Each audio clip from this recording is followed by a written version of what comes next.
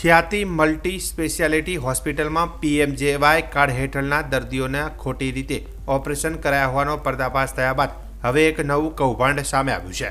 જે લોકો પાત્રતા જ ધરાવતા ન હોય તેવા લોકોના પીએમજેવાયના કાર્ડ બનાવી દેવાના કૌભાંડનો પર્દાફાશ થયો છે। અમદાવાદ ક્રાઇમ બ્રાન્ચે 6 લોકોની અટકાયત કરી વધુ તપાસ હાથ ધરી છે, જેમાં પ્રાપ્ત માહિતી મુજબ ખ્યાતિ મલ્ટી સ્પેશિયાલિટી હોસ્પિટલમાં પીએમજેવાય યોજનાનો લાભ લેવા માટે જે દર્દીઓને સર્જરીની જરૂર ન હતી તે દર્દીઓના પણ ઓપરેશન કરી નાખવામાં આવ્યા હતા। આ બાબતની તપાસ કરી રહેલી અમદાવાદ ક્રાઇમ બ્રાન્ચે એક નવું કૌભાંડ ઝડપી પાડ્યું છે, જેમાં પીએમજેએવાયના યોજનાનો લાભ લેવા માટે જે લોકો પાત્રતા ધરાવતા ન હતા તેઓના પણ કાર્ડ કાઢી આપવામાં આવતા હોવાનું સામે આવ્યું છે। અમદાવાદ ક્રાઇમ બ્રાન્ચે આ મામલે 6 લોકોની અટકાયત કરી દીધી છે। આ રેકેટમાં ખ્યાતિ હોસ્પિટલ પણ સામેલ હોવાનું સામે આવ્યું છે। આ કૌભાંડ અમદાવાદ પૂરતું નહીં પણ દેશભરમાં ચાલતો હોવાની પણ આશંકા વ્યક્ત કરવામાં આવી છે।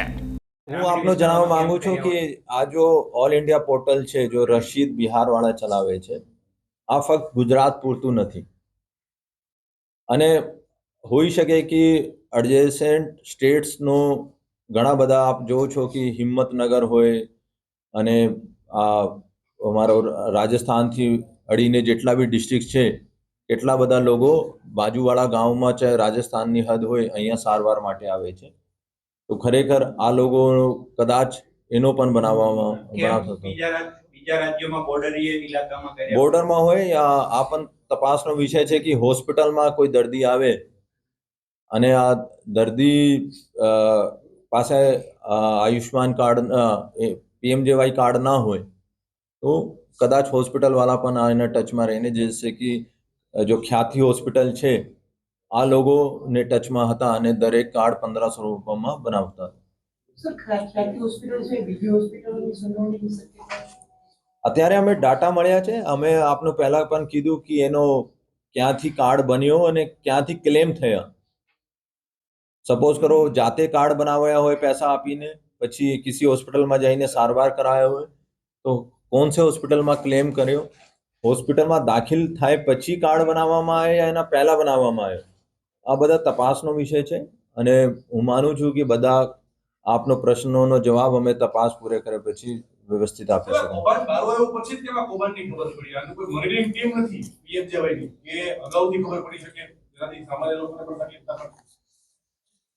लोगों हमें ऐसा नहीं, हेल्थ डिपार्टमेंट પણ અમારે ટચમાં છે, આ લોકો પણ અમારે ટેકનિકલી હેલ્પ કરે છે અને જ્યાં જ્યાં જરૂરત છે અમે એની એડવાઇસ પણ લઈએ છીએ।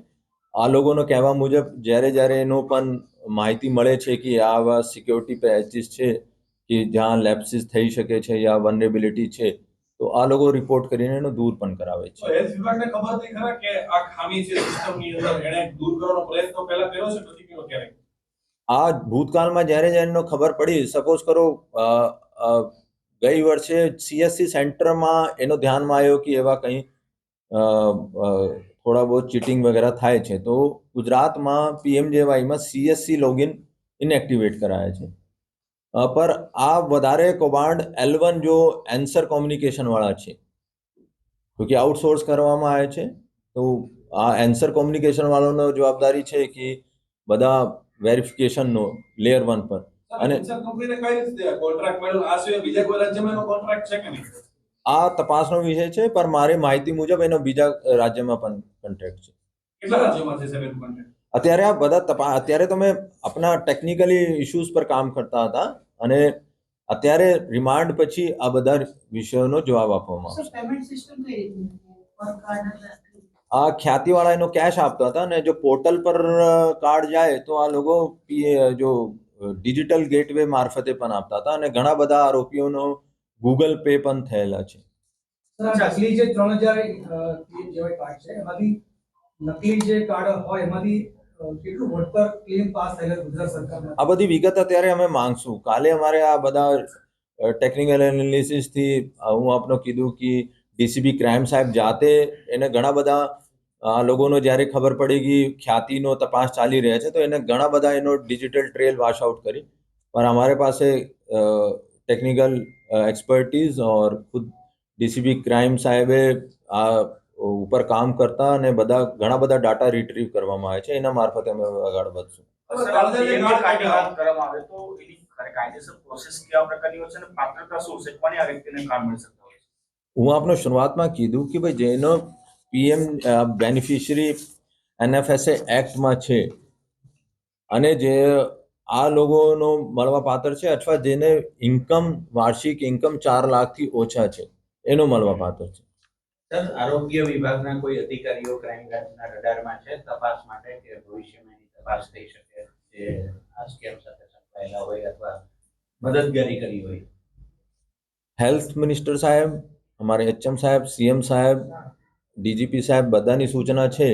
કોઈ પણ સંડાયેલા હોય તો અમે છોડશું નહીં.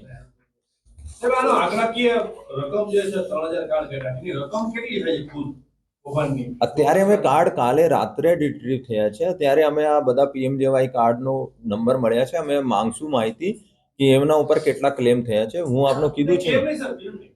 પૈસાને જે કાર્ડ 1500 રૂપિયા પૈસાને પર કોઈ 1500 માં બનાવવામાં આવે છે કે 500 રૂપિયામાં બનાવવામાં આવે છે.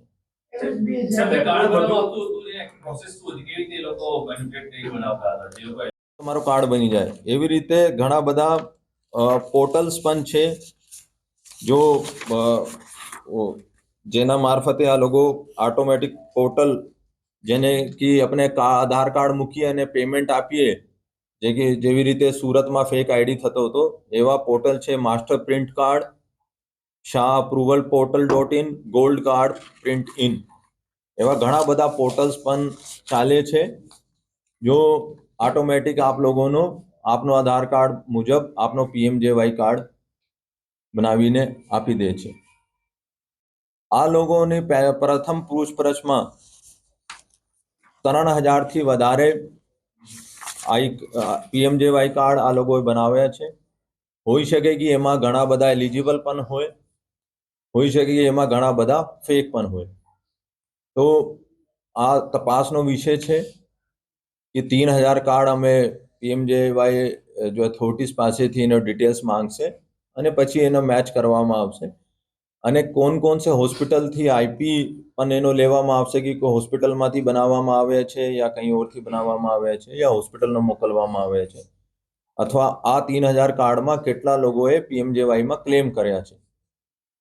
બીજા હું જણાવવા માંગુ છું DCP ક્રાઇમ અજીત રાજનજી जो कि टेक्निकली बड़ी स्ट्रॉन्ग છે અને એટલા બધા ટેકનિકલ ડિટેલ્સ હતી તો પણ જાતે બધા ટેકનિકલ ડિટેલ્સનો એક્ઝિક્યુટ કરાવ્યો અને સામેવાળા જૂઠ તો નથી બોલતો, બેવકૂફ તો નથી બનાવતો.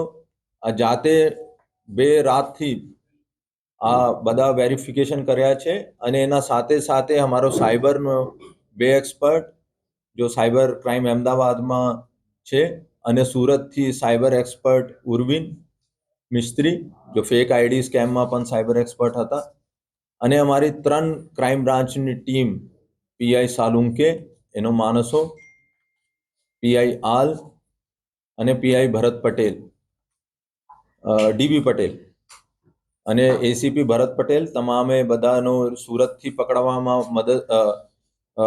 સફળતા મેળવી છે. ભાવનગરથી આરોપીઓનો પકડ્યા છે અને વોન્ટેડમાં સૌથી પહેલા નામ તો કિરણ પટેલ ખ્યાતિનો માલિક, કાર્તિક પટેલ ખ્યાતિનો માલિક પહેલા નામ છે. दूसरा चिराग राजपूत जो અત્યારે જ્યુડિશિયલ કસ્ટડીમાં છે. રાશિદ બિહારનો જો પોર્ટલ ચલાવે છે. નિખિલ પારેખ जो એન્સરનો ગુજરાતનો હેડ છે. આ તમામ વોન્ટેડ છે અને 6 જેટલા આરોપીઓ અમે ડિટેન કર્યા છે. એનો સાંજે અટક કરશે અને વિગતવાર કાલે રિમાન્ડ માંગવામાં આવશે. સર, મહારાષ્ટ્ર, રાજસ્થાન